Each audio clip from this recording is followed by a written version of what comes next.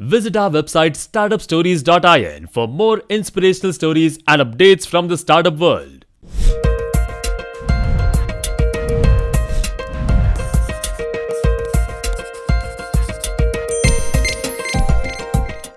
Startup Stories in association with Look.in.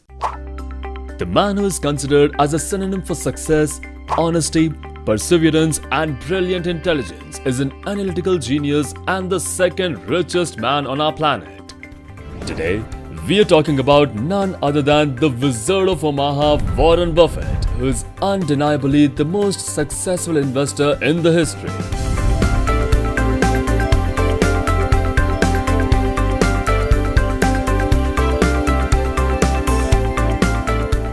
Success at Warren's rate is not a result of following a set formula. It was a continuous process which was followed with utmost discipline, perseverance and effective execution, which played a pivotal role in his success story.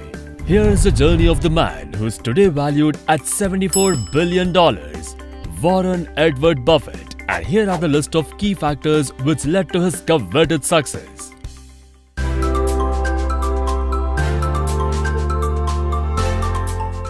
Born in Nebraska in 1930, elementary education started at Rose Hill Elementary School in Omaha. He then went to the Alice Deal Junior High School and soon completed his Master of Science in Economics. By the age of 13, Warren was running his own business as a paperboy and selling his own horse racing tip sheet. That same year, he filed his first tax return, claiming his bike as a $35 tax deduction. However, things took a turn when Warren and one of his friends invested $25 to buy a pinball machine that they installed in a barber shop.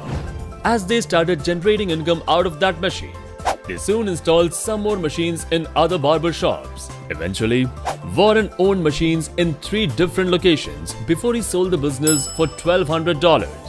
Warren Buffett was just 11 years old when he purchased his first shares for himself as well as for his sister. Later, at the age of 16, Buffett enrolled at the University of Pennsylvania to study business. He stayed there for 2 years and then moved on to University of Nebraska to finish up his degree and emerged from college at the age of 20 with $9,800. He later rushed to meet Ben Graham, who was on board of Geico Insurance. Warren aimed to work for Graham, and that too without any fees. But he was refused the job as Ben preferred to hire only Jews. Hence, a disappointed Warren soon came back to Omaha. After he came back, Warren's investments were predominantly limited to a gas station and some real estate business. However, neither of them was successful. It was during this time that he began teaching night classes at the University of Omaha. Later, in an effort to conquer his intense fear of public speaking, Warren took a course by Dale Carnegie. Slowly, things kept changing for Warren. He finally got a call from his idol Ben Graham, inviting the young stockbroker to come and work for him. Warren was finally given the opportunity he had long awaited, and there was no stopping to his happiness. Later, Warren and his wife Susie moved into a house in the suburbs of New York. Warren spent his days analyzing S&P reports and searching for investment opportunities. While everything was going good initially, differences between Graham and Buffett's philosophies began to emerge. Ben simply wanted numbers, whereas Warren was predominantly interested in a company's management as a major factor when deciding to invest. Ben looked only at the balance sheet and the income statement, and he would care less about corporate leadership. Later, between 1950 and 1956, Warren built his personal capital up to $140,000 from a mere $9,800. With this determination, he set his sights back on Omaha and began planning his next move. Before the end of 1956, he was managing $300,000 in capital. Small to say the least, but he had much bigger plans for that pool of money. He purchased a house for $31,500 and named it Buffett's Folly, where he managed his partnerships originally from one of the home's bedrooms and later moved into a small office. By this time, his life had begun to take shape. He had 3 children, a beautiful wife and a successfully growing business. Over the course of the next 5 years, Buffett's partnerships raked up an impressive 251% profit, while the Dow was up by only 74.3%. By 1962, the partnership had capital in excess of $7.2 million, of which a cool $1 million was Warren's personal stake. He also had more than 90 limited partners across the United States. Later, in one decisive move, he melded the partnerships into a single entity and called it Buffett Partnerships Limited. He also increased the minimum investment to $100,000 and also opened an office at Farnham Street. 10 years after its founding, the Buffett partnership assets were up with more than 1,156% compared to the Dow's 122.9%, acting as lord over assets that had ballooned to $44 million. Warren and Susie's personal stake was $6.8 million. From then, Mr. Buffett, as they say, had arrived in the market. Despite the stupendous success of Buffett Partnership, its founder dissolved the firm in 1969 to focus on the development of Berkshire Hathaway.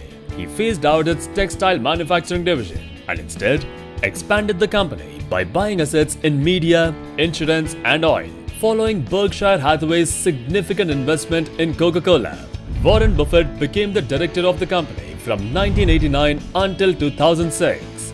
Warren had also served as the director of Citigroup Global Market Holdings, Graham Holdings Company, and the Gillette Company. Later, in June 2006, Warren Buffett made an announcement that he would be giving his entire fortune away to charity, committing 85% of it to the Bill and Melinda Gates Foundation. This donation became the largest act of charitable giving in the United States history. In 2010, Warren Buffett and Bill Gates announced that they had formed the Giving Pledge campaign to recruit more wealthy individuals for philanthropic causes. Today, Warren Buffett is widely regarded as the greatest living investor ever, having grown his company Berkshire Hathaway into an investing and business conglomerate with a total assets of more than $604 billion. While Buffett has built remarkable wealth over the decades, his feet are still firmly planted on the ground. He still lives in the same home in Omaha that he purchased in 1958 for $31,500 and still stops by to purchase from local shops. When entrepreneurs and startups today hunt for investors for the growth of their company, Warren Buffett built his own legacy that is remarkable and phenomenal. Startup Stories salutes Warren Buffett for his incredible contribution to the world of business. His story will stand as an inspiration for generations to come. Thank you so much everyone for suggesting us to bring Warren Buffett's success story. We hope you like it. Do let us know whose story do you want to see next in the comment section below, and we'll soon have it uploaded on this channel. For more inspirational stories and updates from the startup world, visit our website www.startupstories.in. Till then, stay motivated.